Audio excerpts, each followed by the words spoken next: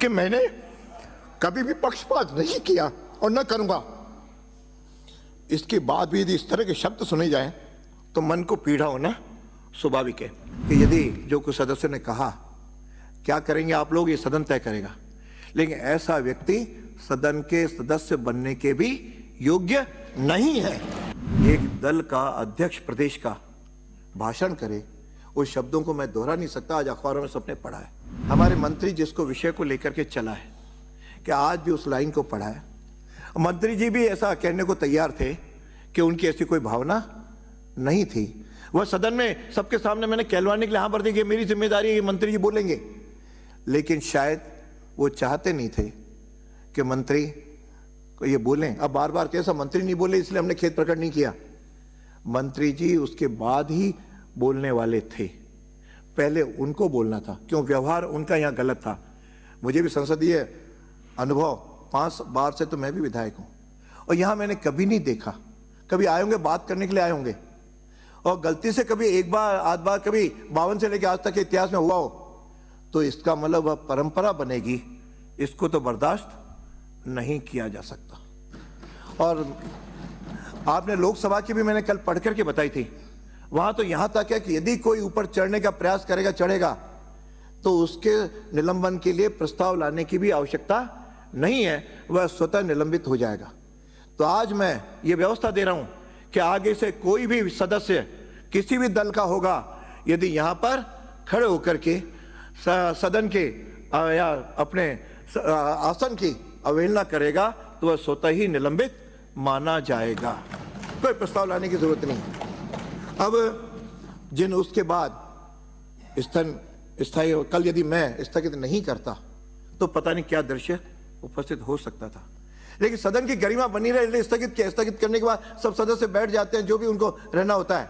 यहां बैठ करके एक दल का अध्यक्ष प्रदेश का भाषण करे, उस शब्दों को मैं दोहरा नहीं सकता। आज अखबारों में सबने पढ़ा है। वह शब्द इस सदन के अंदर ही कहे गए, चाहे सदन की कार्रवाई चल रही हो चाहे न चल रही हो, लेकिन सदन में बोले जाने वाले शब्द बहुत गंभीर हैं, अपमानजनक हैं। मेरा अपमान नहीं हुआ है, यह इस आसन का हुआ है। अब यदि हम आसन का चाहते हैं तो निश्चित रूप से हम इस बात को मैं स्पष्ट करना चाह रहा हूं कि यदि जो कुछ सदस्य ने कहा क्या करेंगे आप लोग, ये सदन तय करेगा। लेकिन ऐसा व्यक्ति सदन के सदस्य बनने के भी योग्य नहीं है। अब उसके लिए क्या किया जाए, क्या नियम है, ये सदन को तय करना है। सत्ता पक्ष प्रस्ताव कोई लाता है या विपक्ष लाता है और सदन उसमें क्या अपना व्यू करता है, मैं उसमें कहीं भाग नहीं लेता।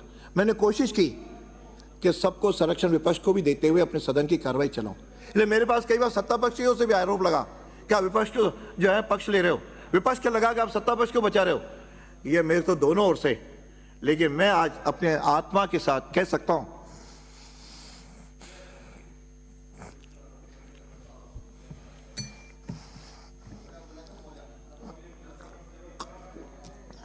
कि मैंने कभी भी पक्षपात नहीं किया और न करूंगा। इसके बाद भी यदि इस तरह के शब्द सुने जाएं तो मन को पीड़ा होना स्वाभाविक है।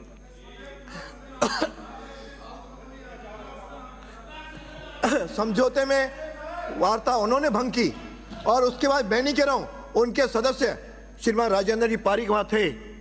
आप में से वो तो कहते हैं गीता पे हाथ रख के कहें, वो वैसे ही कह रहे हैं कि जो समझौता हुआ उसका पालन नहीं किया गया। इसके बाद भी वो इस तरह का बाहर अभी भी टीवी पे जिस तरह का अपना शब्दों का उपयोग करें, विरोध होता है, मैं सहमत नहीं होता, असहमत हूं, विरोध होता है, ये सब भाषा। लेकिन सदन के लिए और अध्यक्ष के लिए, आसन के लिए आज भी जिन शब्दों का उपयोग हो रहा है, क्या ऐसे वातावरण में कोई बात होना कितना उचित होगा, यह आप सदन तय करें, उसे मैं तय नहीं करूंगा। अब इसलिए इन अपशब्दों के लिए मैं आपसे आखिर में एक ही निवेदन करूंगा, आप सब मेरे व्यक्तिगत नहीं, आसन का सम्मान रहे, यहाँ की परंपराएं जिंदा रहें, यहाँ की मर्यादाएं बने और यहाँ की जो नियम है उसका पालन हो। इसके लिए आप लोगों ने मुझे इस आसन पे बैठाया। मैं तो छोटा सा कार्यकर्ता था, एक कॉलेज में पढ़ाता था, कभी कल्पना नहीं की थी कि यहां तक पहुंचूंगा।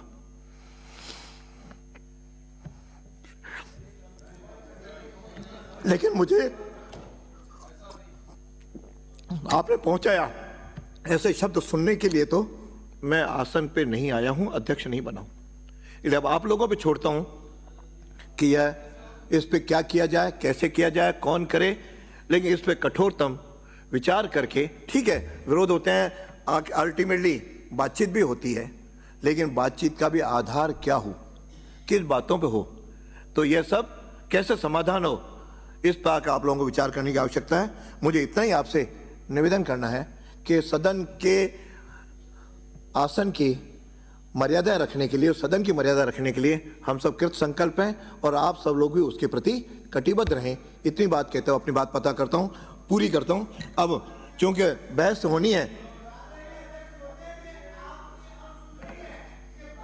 कान के आंसू है, आजीवन बैन लगना चाहिए तोड़ासरी जी के चुनाव पर, आजीवन बैन लगना चाहिए।